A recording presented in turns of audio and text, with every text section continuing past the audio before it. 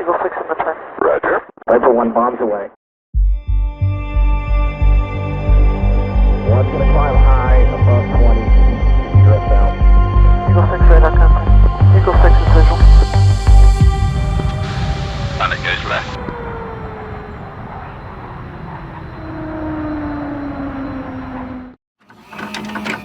Hello, I'm your host Prickly Hedgehog. Welcome back to the channel. Something a little different today. I'm going to take a little look at why I think the F-4E Phantom II from Hebler is the most important module yet in the DCS world. Even though it's a Gen 3 aircraft, there's a lot to pick apart, and I want to do that with you right now. So, unless you've been under a rock, the recent video reveal of the F-4E Phantom II by Hebler, I think, stamped its mark on the DCS community and reminded everyone why they make some of the best modules in the game. That release trailer was simply outstanding. Now, you may have noticed that it is available for pre-order. It is not available for pre-order in the ED eStore or on Steam. You will need to go to Hebler's store, and I'll put a link in the description below, and there you can pick out some of the packages available to you if you want to buy, say, one of the t-shirts and a license key, or if you want to get more than one key, or if you want some of the music that comes with it, etc, etc. There's a few options there, and these little things and the way that this has been packaged differs, I think, in many respects from prior modules, and even the fact that we have an early access option just with Hebler, so they kind of exclusively gather those early sales. I'm sure there's perhaps some sort of deal or licensing agreement with Eagle Dynamics and all of this, but I think that's a really clever way of ensuring that the sales that Hebler gather are kind of in their house. So there's some really interesting things about this module, and the way that it has been packaged, the way that it is being sold, and the way that it is being marketed, which I think differs quite a bit from some of the other modules that we have had in the past. Hebler are very clever at keeping hold of their brand and keeping hold of their module, and I am impressed with what they've done.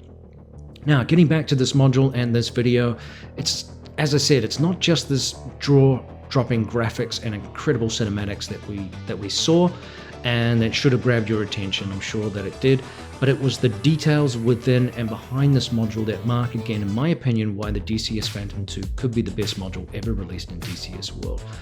As I said to you, it's not just a module, it's a packaged product that sets itself well beyond what any other developer has done thus far. So I'm going to pick apart the trailer and the premiere for critical evidence of some of this with some screenshots and things, and just talk a little bit about how Hebler has gone above and beyond for this aircraft and why you actually might want to purchase it even if you're not a fan of the Phantom, because there's some things in here that really blow me away and I really want to see in action in the game, and I'm just fascinated with what they have done and why they've come up with the things that they've done. I'd love to sit down with them and talk to them in an interview about some of the things that they have going on and some of the thought processes and the developmental structures that they've created, not just with regards to the module itself, but also, again, the marketing and the selling of all of it.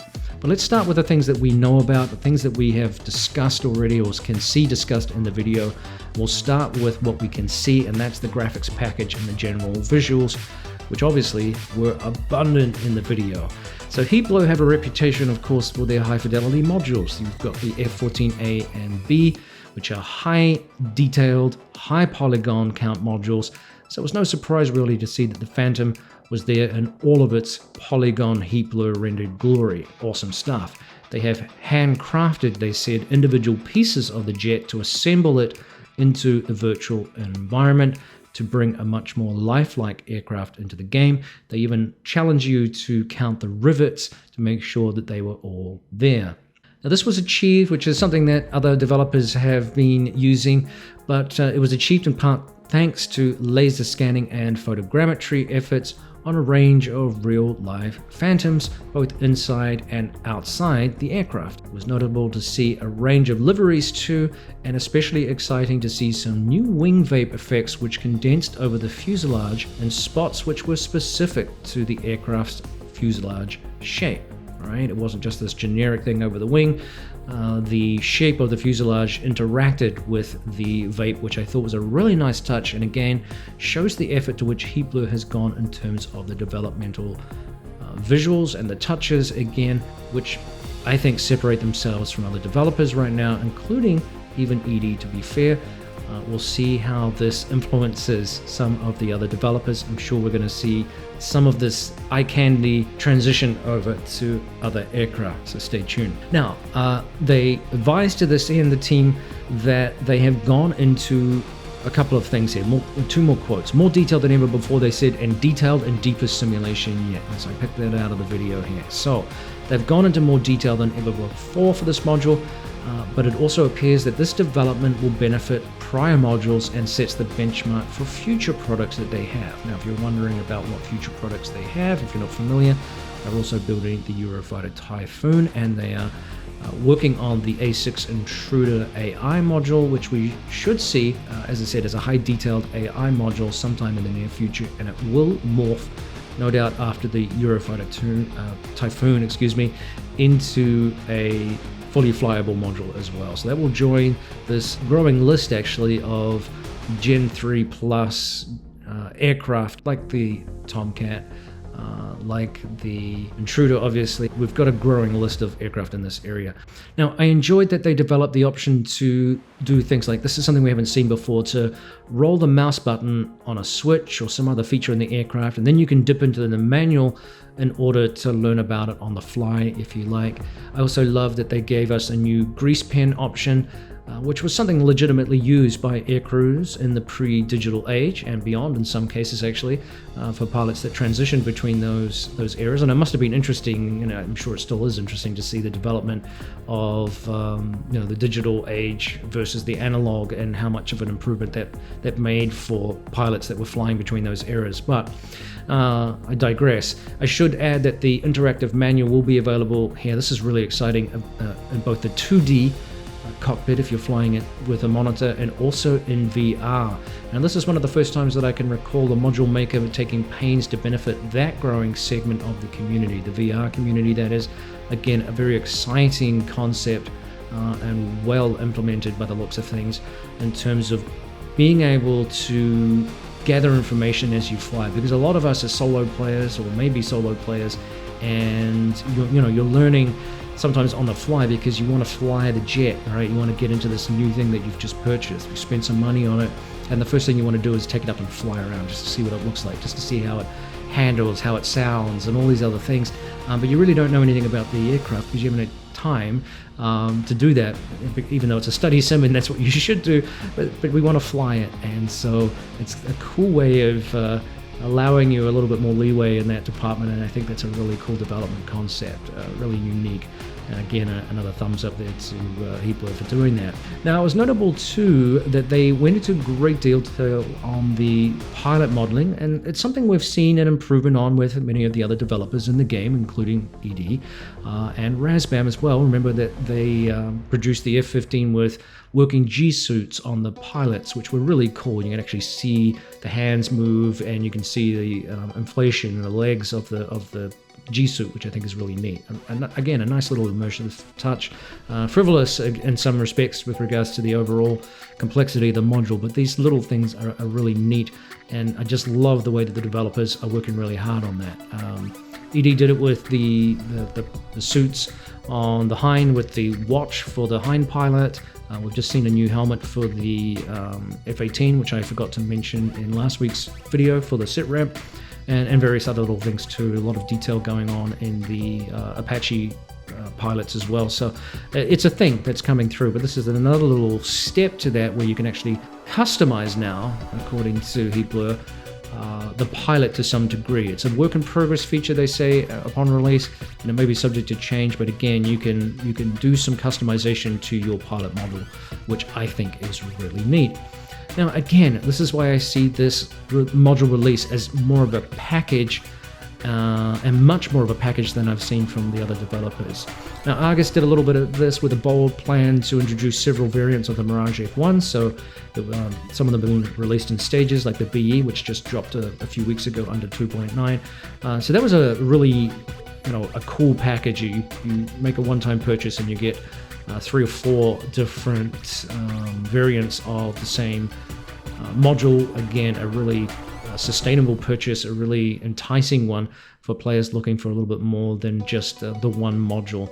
And again, a neat idea. Now, Heblo stated that they have tried to accurately recreate real physics models for things like the APQ-120 radar, and they have also created an entirely new electronic warning system.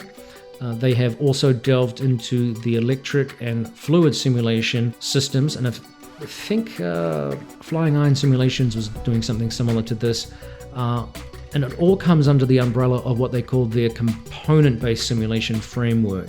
So basically it means that the aircraft is now simulated as a collection of thousands of individual components. And these range from, say, a needle indicator for a dial through to an actuator or a control surface component. And they say that each part is individually simulated and influencing the aircraft as a whole. Again, a really interesting concept here, and once again, something that separates this from some of the other modules in the game. Now, these components will also, the game will track, they've got a program that it will track those components' individual wear and tear, meaning that you could get variations in functionality from a bulb that's dim to a sticky landing gear. And so the aim here is to make the aircraft flying experience, and I quote, truly dynamic and a unique experience every time you strap in.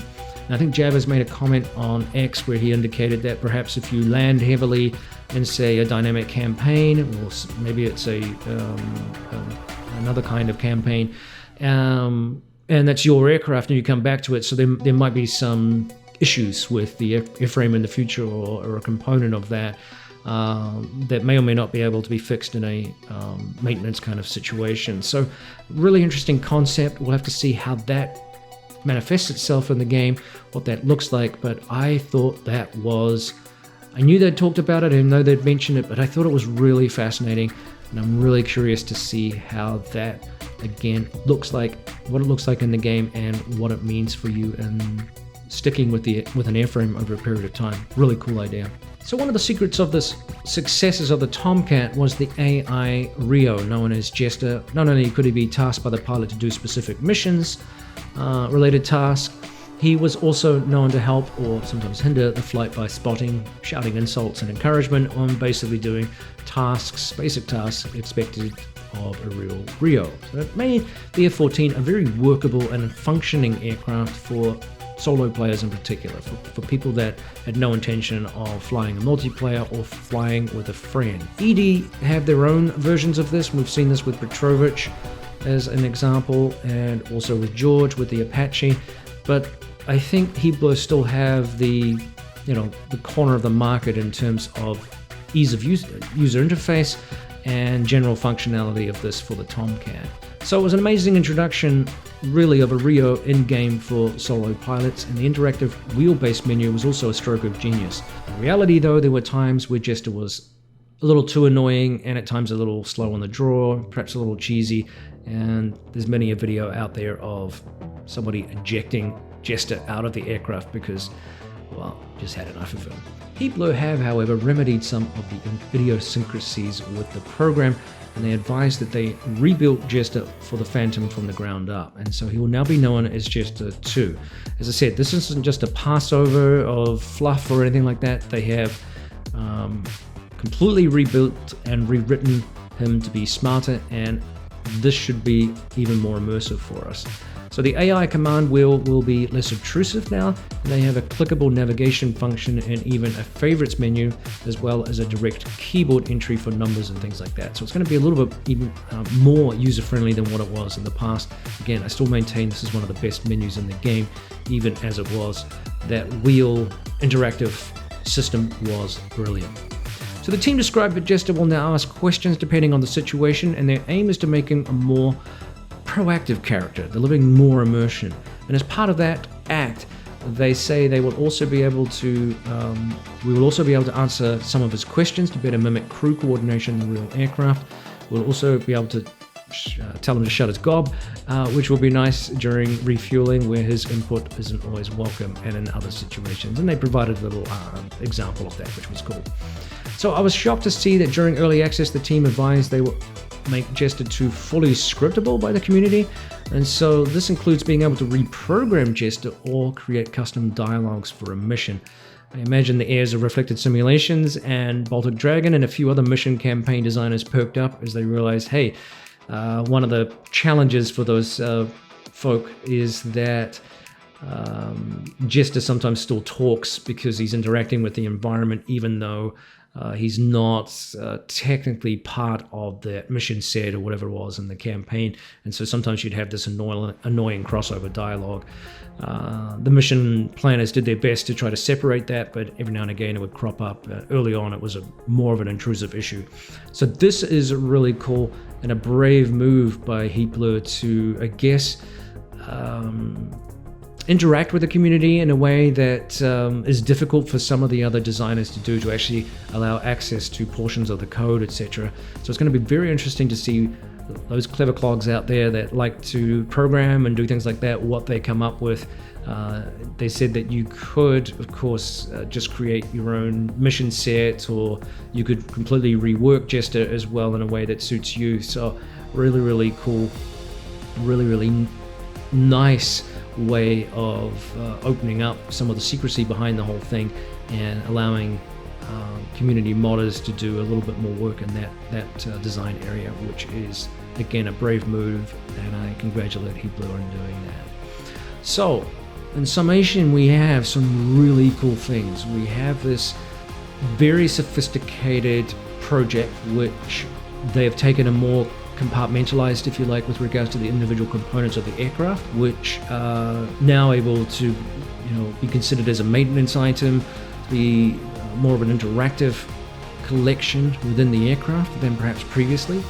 It's going to be interesting to see what that looks like in terms of the damage modeling and those individual components, and whether or not all that is modeled. We'll have to wait and see for the early access release, probably in the new year, I suspect, and what those kinds of things are going to look like.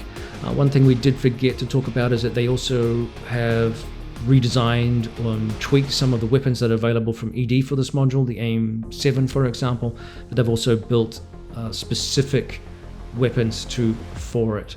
I think there was the Shrike missile, and there's a AGM missile, air-to-ground missile as well. So it's going to be interesting to see how those operate in the game as well. So they really have built us a comprehensive module, as I said, not only with those individual components, but also as a package. And I was really intrigued what they did there. The fact that it's available in the eStore through Heatblur, not through Eagle Dynamics.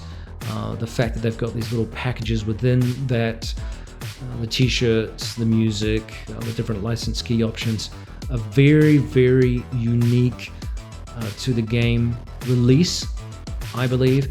And I think if we see all of these items come together in terms of the design, in terms of the artwork, in terms of the general graphical modeling, I again think this is one of the most sophisticated releases for a module that we have seen in recent times.